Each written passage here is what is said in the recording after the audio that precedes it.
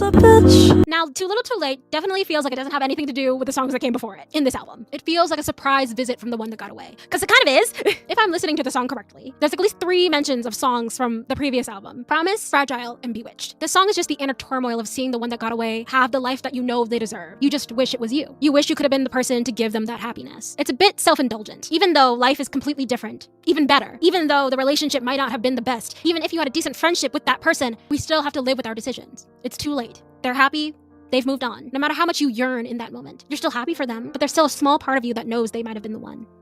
Anyways, the interlude. Now, Cuckoo Ballad, the interlude, is great because it breaks up the album. It has bits and pieces from all the songs from the first half of the album, I think. Don't quote me on that, because honestly, I'm not very good at deciphering instrumentals. Here we take a break and deep dive into the actual motifs of the album, which is the Cinderella classic Disney-like feel. Even though I do have a theory that Cinderella isn't the only motif here, I think we might actually also be getting a bit of Alice in Wonderland. Alice wears blue, there's a lot of mentions of clocks and hourglasses and mirrors and looking glasses. It makes sense if that's the secondary motif, and that it's a bit more low-key, because this idea of love making you frantic, it's kind of the subplot of the album. If I'm completely wrong, Julia, I don't know, hit me up, tell me that I'm silly. Anyways, Forget Me Not. Let me get this out of the way. Forget Me Not is just fucking gorgeous to listen to, but besides that, it evokes the feelings of grief. No one likes to talk about the fact that breakups can sometimes feel like funerals. In the case of this song, we're not only missing the person, we're missing what we gave up to be with them, for it only not to work out. The line, "I left my own homeland to chase reverie," is an interesting one, because it comes back to that feeling of love and not necessarily the person or the love itself. Even though in this song she's pleading for them not to forget her, for her not to disappear in their memories, a lot of the lyrics feel more slighted towards the situation and not necessarily the relationship, which makes me guess this is a connection she ended, or it's been a long enough time to where the specifics of the person have kind of been lost, so all they can remember is the feelings. Anywho, please come back for part 4.